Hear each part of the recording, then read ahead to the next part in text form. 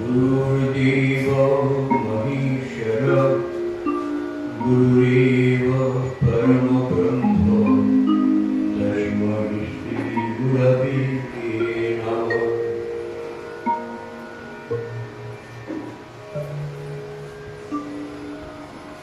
आज এই ইচ্ছাময়ী মাতৃ আশ্রম ব্রহ্মগুরু ধাম এর পরে পরে এসেছেন আমাদের কাছে। এখন আমাদের এই আশ্রমের ঠিকানাটা হয়ে গেছে ওপরেই ব্রহ্মগুরু ধাম ইচ্ছাময়ী মাতৃ আশ্রম। কেননা ব্রহ্মের ইচ্ছা জগৎ চলছে না, আমরা বুঝে উঠতে পারি না, বা ব্রহ্মের কৃপা কখন হবে কিভাবে সেটাও কেউ জানে না। এই আশ্রমের সৃষ্টি প্রথম আমাদের মা সৃষ্টি, তার হাত ধরে। তাই এই আশ্রম প্রতিষ্ঠাত্রী শ্রী শ্রী আদ্যা মা আজ আমাদের কাছে জগৎ জননী রূপে আমাদের কাছে উনি সবসময় রয়েছে।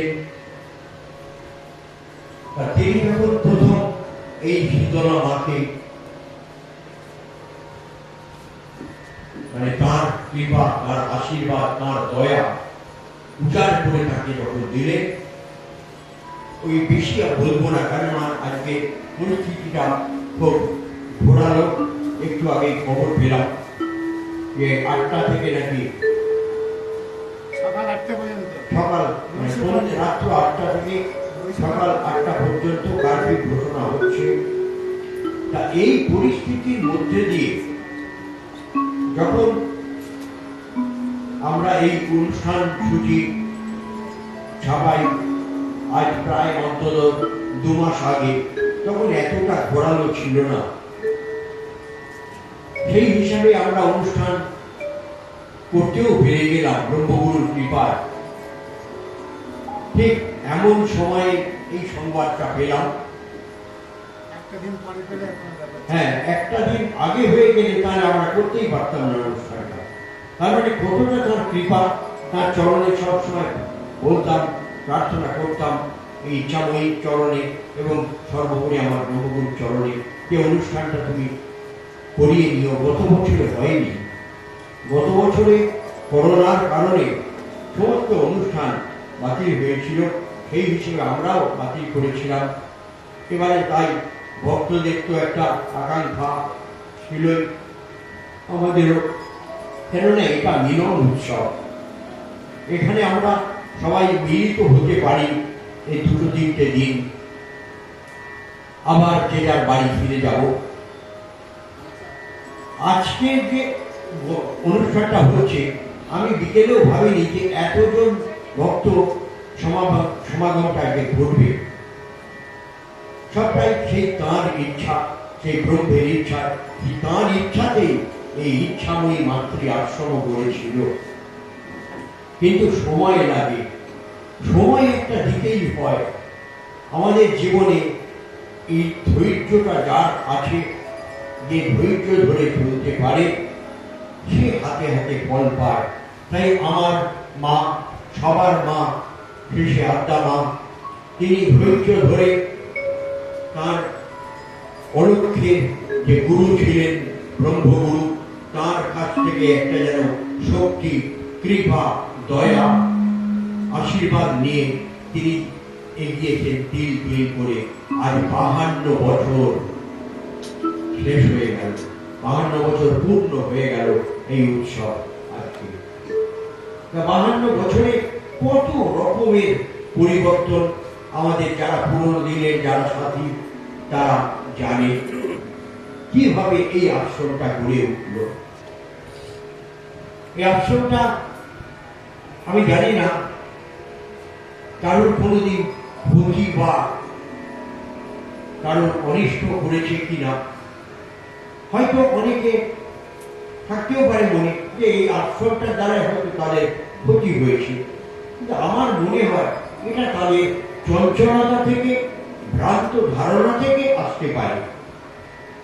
কেননা আমরা ওই সমস্ত মানসিকতার লোকই নই। যে উন্নত মানসিকতার লোক না হবে সে কখনো ব্রহ্ম সাধনেই আসতে পারবে না।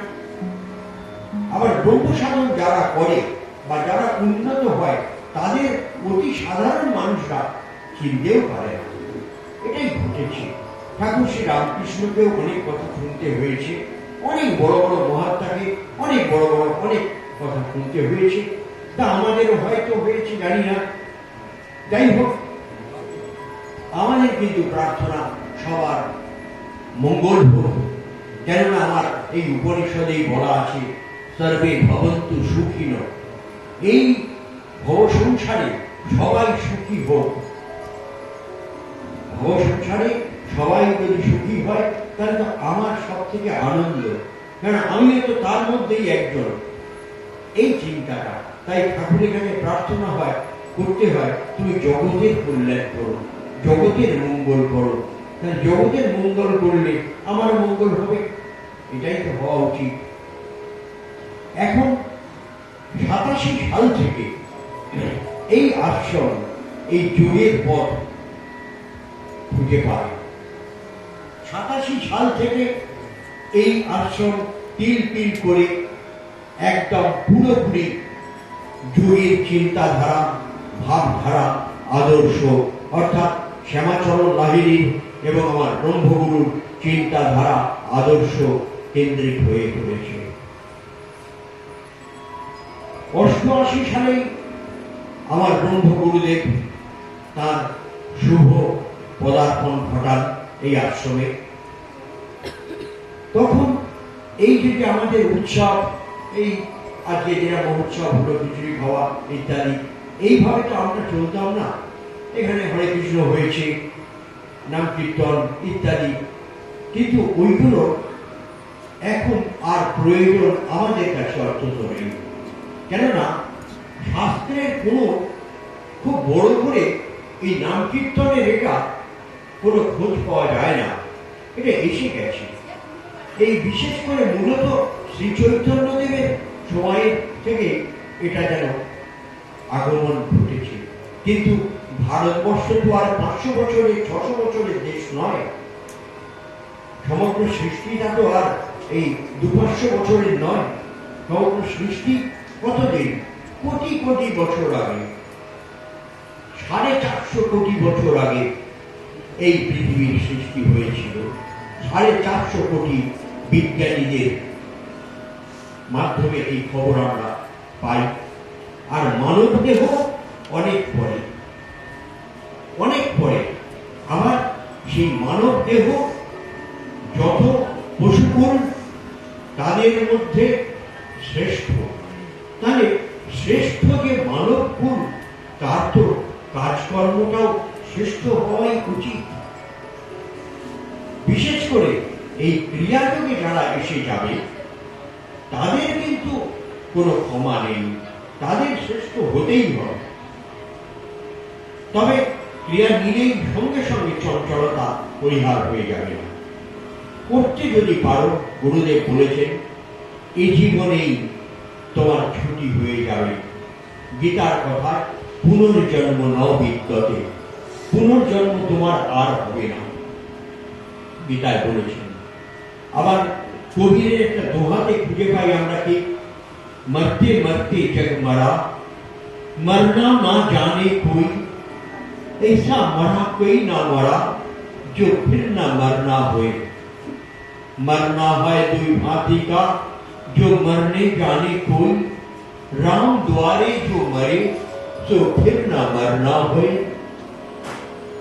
তাহলে এই যে আমাদের পুনর্জন্ম রোধ বা মুক্তি, এইটাই কিন্তু আমাদের উদ্দেশ্য, আমাদের গতি, আমাদের টার্গেট থাকাটা উচিত। মানব জীবনে এইখানে এসে, এই ধরাধামে এসে কি পাবে? বাহ্য যে সমস্ত যে সুখ স্বাচ্ছন্দ্য, ওগুলোর তো কোনো মূল্য নেই। হ্যাঁ, চঞ্চলতা থেকেই ওই বারবারন্তগুলো কিন্তু আসে, এটাও কিন্তু জেনে রাখবেন আপনারা। এই টাটা বিড়লা, আমাদের আম্বানি ইত্যাদি, তারা তাদের যে কি অগ্রগতি, কোথায় ছুটছে, তারা যে কোথায় পৌঁছবে, কোথায় যে থামবে, তা তারা জানে না, এবং থামতে যে হবে এই চিন্তা আমার মনে হয় তাদের নেই। আমাদের মতন সাধারণ মানুষ যারা এই ক্রিয়াটা পেয়ে একটু ঢুকেছে, তাদের তো কিছু লাগবেই না। তাই আমার গুরুদেব বলছেন, চাই চাই চাই করো না, বলো কেবল চাই না চাই না চাই না। আমাদের দেশে, ভারতবর্ষ ধর্মের দেশ, অধ্যাত্মবাদের দেশ এবং ধর্মকেন্দ্রিক ধর্মগ্রন্থবাদের দেশ। তাই কোন ধর্মগ্রন্থে চাই চাইয়ের উল্লেখ নেই, ত্যাগটা আছে। তাই আমাদের মহাভারতে কি পেলাম? মহাভারতে দেখলাম কৌরব পক্ষ তাদের খালি চাহিদায় ভরপুর, আর পঞ্চপাণ্ডব তারা কিছু চায় না। তাহলে আমাদের এই এই যে একটু আগে বলছিলাম যে যা আছে বিশ্ব ব্রহ্মাণ্ডে তাই আছে দেহভাণ্ডে। বাইরেতে আমরা স্বর্গমর্ত পাতালের খবর পাই, কিন্তু দেহের ভিতরেও স্বর্গমর্ত পাতাল আছে। সেই স্বর্গমর্ত পাতালের যে হদিশ পেয়েছে, সে এই যে আমাদের দেহের ভেতরে যে এই মহাভারতের মূল যে রহস্য, কৌরব এবং পাণ্ডব, এই দুটো পক্ষই এই দেহেতেও আছে। পঞ্চপাণ্ডব খ্যাতি অব তেজ মরুদ্ভম, আবার দ্রৌপদীও এখানেই আছে। আমাদের যে দুটো নাসিকা, এই দুটো নাসিকাই হচ্ছে দ্রৌপদী, দ্বিপদী, পদী থেকে দ্রৌপদী। তাই এই দেহেতেই পঞ্চপাণ্ডব এবং দ্রৌপদী আছে। আবার চাই চাইয়ে যারা মত্ত, তাদের কাছে কৌরব খুব প্রবল ভাবে আছে, খুব প্রবল ভাবে। তাই জন্যে তাদের কি চাহিদা? শুধু আমার হোক, আমার হলেই হলো, আমার আত্মীয় পরিজন, তাও বড় করে না, খুব ছোট করে, মানে আমার স্ত্রী, পুত্র, পরিবার, এইটুকু শুধু হোক, আর সব মনে যাক, তাতে আমার কিছু আসে যায় না। এই সব কথা কিন্তু আমার ব্রহ্মগুরুদেব বলে গেছেন, এখানেই বলে গেছেন। আর কি বলে গেছেন? যে আমি তোমাদের বলে যাচ্ছি, কোন রাজনীতি, কোন এনি রাজনীতি দেশকে ভালোবাসে না, একথাও গুরুদেব বলে গেছেন। সম্ভবত এটা এই 98 সাল কি 2000 সালে আমাদের কাছে আছে কেটে। আমাদের নিজেদেরই ভালো নিজেদের করতে হবে, কেউ করে দিতে পারবে না, এমনকি পিতামাতাও করে দিতে পারবে না। তা রাজনীতি কি করবে? পিতা তো চায় ছেলেটা খুব লেখাপড়া শিখুক, বিরাট পণ্ডিত হোক, কিন্তু ছেলে তো মূর্খ হয়। আবার এরকমও দেখা যায় মূর্খ ছেলে পিতা, তিনি মদ্যপ অবস্থায় সবসময় ঘুরে বেড়ান, তার ছেলে হয়েছে ডাক্তার, ইঞ্জিনিয়ার। তার মানে কেন হলো এটা? এই তফাৎটা আমরা কেন খুঁজে পাচ্ছি? সব কর্মফল অনুযায়ী। আমার কর্মফল আমাকে উন্নত করবে বা অবনত করবে। তাই কর্মফলটা, কর্মটা যেন সঠিক হয়, সাচ্চা হয়, তার মধ্যে কোনো যেন ভেজাল না থাকে কর্মের মধ্যে। এই দিকে কিন্তু আমাদের খুব দৃষ্টি রাখতে হবে, তাহলেই আমরা ঠিক এক সময় সেই আমাদের লক্ষ্যে পৌঁছে যাবই যাব। লক্ষ্যে পৌঁছানোটা কি? পুনর্জন্ম নবিদ্যতে। আর রাম দুয়ারে जो मरे तो फिर न मरना হয়ে, এই লক্ষ্যে। রাম দুয়ার কোথায়? কোন রামের মন্দির, তার দরজায়? তা কখনো হতে পারে না। সব গুরুদেবের কথা, আমি কিচ্ছু জানি না। গুরুদেবের কথাটা মনে আছে যতটা, সেটা যখনই স্মরণে দিচ্ছে সেটা আমি বলছি। রামদুয়ার মানব দেহে এমন একটা জায়গা আছে, সেই জায়গাটায় আমার প্রাণবায়ু সম্যক রূপে সেখানে যখন স্থিতি ঘটিয়ে যদি কেউ মৃত্যুবরণ করতে পারে, সেই তার পুনর্জন্ম আর হবে না। রাম দুয়ারে কেউ মরে, সে ফিরনা মারনা হয়ে, এর বাইরে কখনো কারোর হবে না, কখনো হতে পারে না। তার মানে ভারতবর্ষ ধর্মের দেশ, অধ্যাত্মবাদের দেশ, ধর্মগ্রন্থবাদের দেশ, সর্বোপরি যোগবাদের দেশ। কেননা সমস্ত ধর্মগ্রন্থের যে সারমর্ম, সেটা কিন্তু যোগ। সেখানে কোনো তুমি পূজা করো, তুমি নাম কীর্তন করো, তুমি যজ্ঞ করো, তুমি দান ধ্যান করো, তা দিয়ে তোমার মুক্তি হবে, এমন কেউ দেখাতে পারবে না। আমার কোনো জায়গায় লেখা নেই। গীতার কোনো জায়গায় কি লেখা আছে যে কৃষ্ণ বলছেন আমায় একটা ফুল নিয়ে তুমি কৃষ্ণায় নমঃ বলে তুমি দাও, বা আমায় তুমি কৃষ্ণ কৃষ্ণ করে তুমি অনবরত তুমি দেখে যাও সারাদিন, ওই তার তিনি তো তা বলেননি। তাহলে এলো কোথা থেকে? হ্যাঁ, এটারও একটা কারণ আছে। এর কারণটা হচ্ছে এমন একটা সময় এসেছিল যে সময়টায় মানুষ মানুষের প্রতি অন্যায় অপরাধে জড়িয়ে পড়ছিল। ও একটা, আমি ওই নামগুলো বলবো না, ওই অমুক জাতি তমুক জাতি, ওসব ভালো লাগে না। আমি জাতিগত কথা বলতে ভালোবাসি না। কেন? জাত তো মানুষের তৈরি, জাত তো সৃষ্টিকর্তা করেননি। হিন্দু, মুসলমান, খ্রিস্টান, জৈন, বৌদ্ধ করেননি। আমরা মানুষ হয়ে জন্মাই, মাতৃগর্ভে এক রকম পদ্ধতিতে এক রকম ভাবে আমরা থাকি, আবার সময় হলে আমরা মাতৃগর্ভ থেকে নেমে আসি। এক সিস্টেম, এক নিয়ম, এক ডিসিপ্লিন। তাহলে জাতটা কোথায়? এগুলো সব চঞ্চলতা, অস্থিরতা, অন্যায়, অপরাধ থেকে এসবের জন্ম। সনাতন ধর্ম, আমার গীতায় বলা আছে সনাতন মতৌমি, সনাতনের মতটাকে নিতে হবে সবাইকে। সেই সনাতন সমগ্র মানব জাতি, সবাই, মানে অর্থাৎ সমস্ত প্রাণীকুল। কিন্তু প্রাণীকুল তো এই সাধন করতে পারবে না, মানে অর্থাৎ পশুকুল, পক্ষীকুল, সর্প, তারা পারবে না। বাঘ ভাল্লুকেরা পারবে না। গরু, ছাগল, ভেড়া, কুকুর, মশা, মাছি, এসব পারবে না। পারবে কে? শুধু মানুষ। কেননা মানুষেরই একমাত্র মেরুদণ্ডটা সোজা হয়, আর মেরুদণ্ডটাই তো আসল সম্পদ মানব দেহের।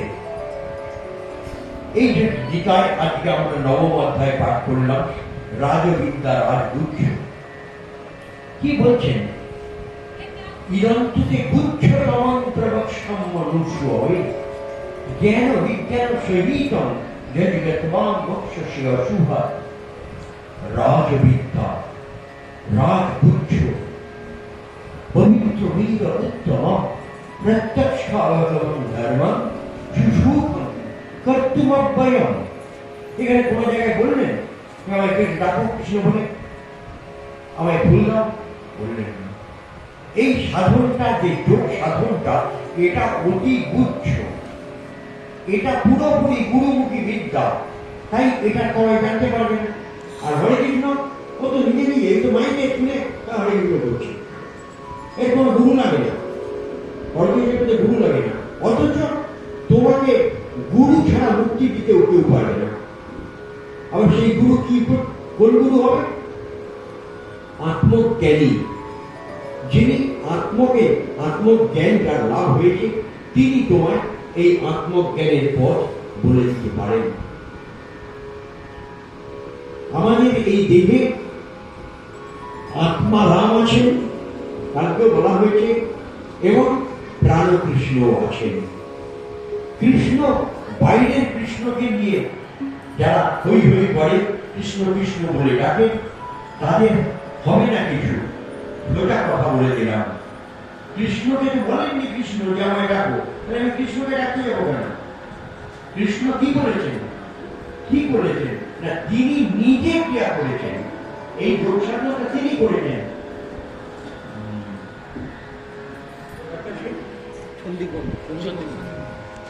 ভুলে যায়, সবসময় মনে থাকে না। তার যুগের গুরু ছিলেন সন্দীপন মুনি।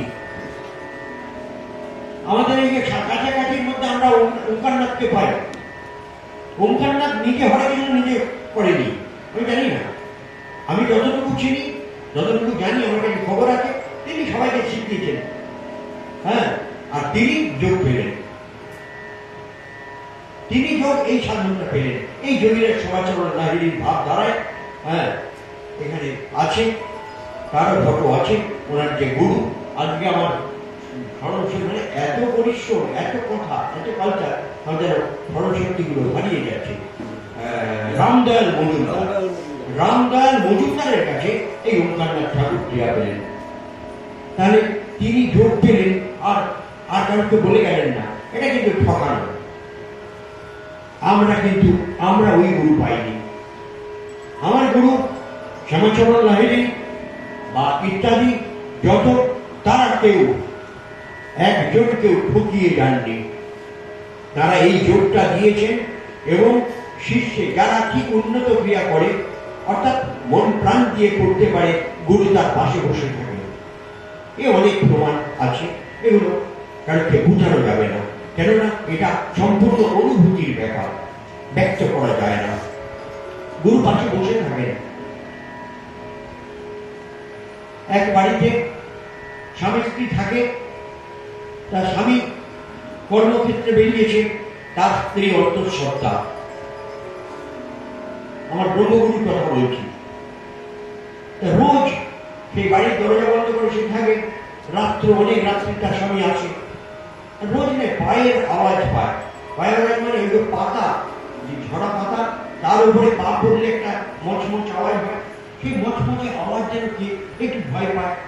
তো তার স্বামীকে এসে বলতে যে, আরে গুরু বাড়ি যাও গো, গিয়ে বলো যে এইরকম হচ্ছে। আমার স্ত্রী একা থাকে বাবা, বাবাকে বারে বারে বলছেন। তার নাম প্রবীর মুখার্জি। যাক, পরে বলবো আমি তোমাদের সর্বপরি সব কথা সবার সামনে বলা যায় না।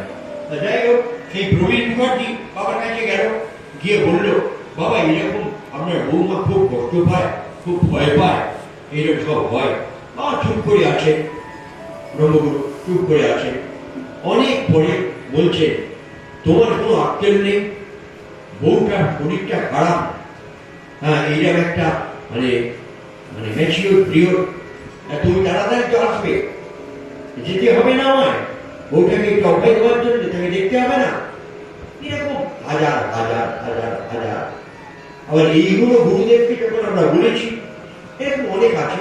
যখন গুরুদেব বলেছেন এইসব নিয়ে যোগীকে মারতে যেও না, এগুলো যোগীর পায়ের ময়লা। এখান থেকে শ্যামাচরণ লাহিড়ী কোথায় গেলেন? যারা পুরাণ পুরুষ পড়েছে, যোগের কথা জানেন, তারা সবাই জানে। ডাক্তার সাহেব বসে আছে, ভারাক্রান্ত, চিন্তিত বলে, কি ব্যাপার বড় সাহেব, তোমায় এত চিন্তিত লাগছে কেন? তোমায় বলিয়া কি হইবে পাগলা বাবু, তোমায় বলিয়া কি হবে? Don't disturb me. আমার খবর এসেছে ইংল্যান্ড থেকে, আমার স্ত্রীর শরীর খুব খারাপ আছে, বোধহয় বেরিয়া যাবে।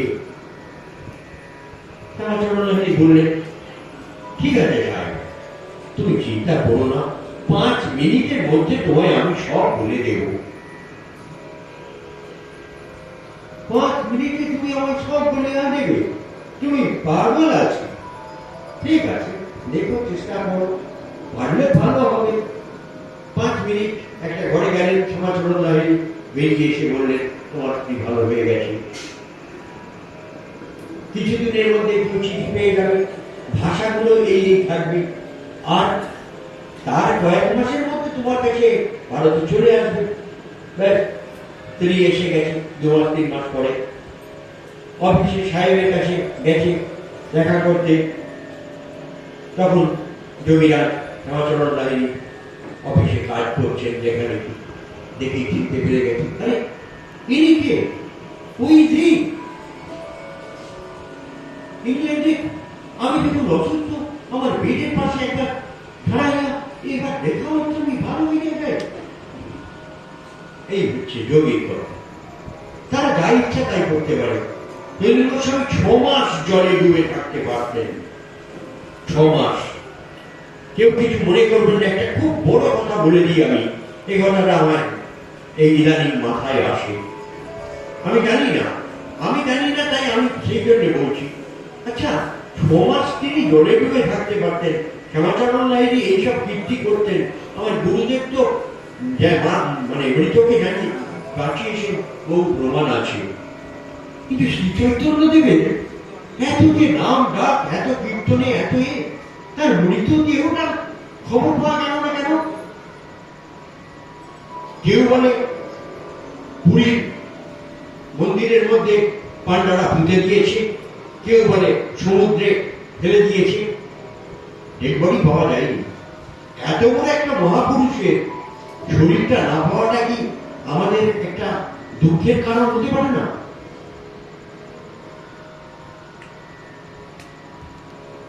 এই সমস্ত ব্যাপার, এগুলোকে একটু ভাবতে হবে। কেন হলো না, আমার কেন হলো না? তাই বলে তাকে অবজ্ঞা নয়, তাচ্ছিল্য নয়। একজন মদ্যপ যদি রাস্তায় পড়ে থাকে, তাকে কখনো ঘৃণা করবো না আমরা। অনেক সময় একটু ঢিল ছড়ে, মানুষ জল ছিটিয়ে দেয়, এগুলো খুব অন্যায়। বরঞ্চ তার জন্য ঠাকুরের কাছে প্রার্থনা, প্রভু এই চঞ্চলতার বশবর্তী হয়ে এই দুধটা বিক্রি করে মদ খেয়েছে, একে তুমি ক্ষমা করো। আবার বুদ্ধিমানরা, এই কবিতায় বলা হয়েছে, মদ বিক্রি করে সে দুধ খায় রোজ। তার মানেটা কি? তার মানে শান্ত, যে শান্ত হবে সে ঠিক বুঝতে পারবে। কেননা বিবেক তো আমার আছে ভেতরেই। এই সৃষ্টিকর্তা সব দিয়ে পাঠিয়েছেন। এখানে প্রাণকৃষ্ণ আছেন, আত্মা রাম আছেন, বিবেক আছে। বিবেককে জিজ্ঞেস করে দেখো না, এই কথাগুলো কি এই এখানে যে বলছে, এই কথাগুলো কি কোনো ভুল? কেন তোমরা যাবে? ঘরে বসে করো, বাইরে করে পারো, ঘরে বসে তেরো। যা আছে বিশ্ব ব্রহ্মাণ্ডে তাই আছে এই দেহ ভাণ্ডে। এই দেহ ভাণ্ডটা খবর নাও, এর ভেতরে ঢোকার চেষ্টা করো। আর সেই চেষ্টার রসদ পদ্ধতি যোগ। যোগ ছাড়া কোনো গতি নেই, যোগ ছাড়া কোনো গতি নেই। কালকেও বলেছি, প্রতিদিন বলি, যেখানে যাই বলি, তপস্বিভ্য অধিক যোগী, জ্ঞানীভ্য অতিমতোধিক, গর্বিভ্যশ্চাধিক যোগী, তস্মাৎ যোগী ভবার্জুন। অর্জুনকে বললেন কৃষ্ণ, অর্জুন, তপস্বীগণ অপেক্ষাও যোগী শ্রেষ্ঠ। জ্ঞানীগণ, যাদের সমাজ খুব জ্ঞানী বলে মান্যগণ্য করে, তাদের থেকেও যোগী শ্রেষ্ঠ। আবার কর্মী সকালবেলায় ঘুম থেকে উঠে এক পেট খেয়ে নিল এই আশ্রমবাসীরা, আর একটু অন্য কিছু করে নিল, ব্যাস বিল বই আর একটা ঝোলা নিয়ে বেরিয়ে পড়ল কর্ম করতে, নিষ্কাম কর্ম। ওগুলো নিষ্কাম কর্ম কখনো হতে পারে না। নিষ্কাম কর্ম কে করে? এই দেহেই করে। কোন এক সময় সে যখন টের পায় যে নিষ্কাম কর্মকে দেহটার মধ্যে দিয়ে একটাই আছে, কিন্তু সেদিকে আমাদের দৃষ্টি নেই। ঘুমালে যে জেগে রয়, সে তোমার গুরু হয়। কে জেগে থাকে? কে গুরু? আত্মা হবেই গুরু রে কহ। আত্মাই তো তোমার আদি গুরু। তাহলে আমার তো দরকারই নেই। হ্যাঁ, দরকার আছে। এই যোগকে সে করতে পারে না। আত্মা আছেন, কিন্তু আত্মারা কেমন করে আছেন, কোথায় আছেন, কোথায় গেলে তাকে পাওয়া যায়, কেমন করে তাকে খুঁজতে হয়, সব এই যোগের মাধ্যমে সব বার্তাটা আমরা পেয়ে থাকি বা পাবো। সেই যুগের বার্তা আজ সমগ্র বিশ্বকে যে গ্রন্থের মাধ্যমে আলোয় ঘটিয়েছেন আমার ব্রহ্মগুরু, সেই গ্রন্থের নাম পুরাণ পুরুষ। এর উপরে কোন গ্রন্থ থাকতে পারে না। এখানে যত আমার ভারতবর্ষে যত ধর্মগ্রন্থ, পুরাণ, মহাভারত, রামায়ণ, চণ্ডী, গীতা, যাই বলুন, ব্রহ্মবস্ত, পুরাণ ইত্যাদি আছে। সমস্ত কিছু জিষ্ট পাওয়া যায়, সমস্ত সার বস্তু পাওয়া যায় এই পুরাণ পুরুষের মাধ্যমে। তাই পুরাণ পুরুষ পাঠ সবার করা অতি কর্তব্য। যার ভালো লাগবে সে করবে। আর এই কথাগুলো যা যা বলছি সব ব্রহ্মগুরু বলছেন, এগুলো বিশদে সব কথা তো বলা যাবে না, কতটুকু সময় আর নেব, তাই 12 ঘন্টা হয়ে গেল। কারণ 8টায় তো ওইটা আমার কানে আছে। আর আজকে আমাদের একটা অনুষ্ঠান ছিল, সেটা করতে পারলাম না। আজকে শ্যামাচরণের উপরে একটা শ্রুতিগীতি নাট্যালেখ্য ছিল। আপনাদের সবাইকে জিজ্ঞেস করি, আমি ভীতু নয়, আপনারা কি চান ওটা হবে? অসিত, ওটা কি করা উচিত? কিছু যদি হয়, এই যে খবর দিল, হ্যাঁ হবে না কিন্তু। আরে তোমাকে মিথ্যে কথা কি বলেছে? তুমি খবর দাও না, খবর তো অনেক কিছুই বেরোয়। আমরা তো সৎ কাজ করছি, সৎ চিন্তা ভাবনা, সৎ চিন্তা। ওই প্রত্যেককে একটু আমার পরিশ্রম করতে হবে, কেননা যেটাই বলুন, কারণ এখানে আমাদের এই যে শ্যামাচরণ লাহিড়ীর ওপরে যে অনুষ্ঠানটা, সেটাতে অনেকের ভূমিকা রেখেছিলাম।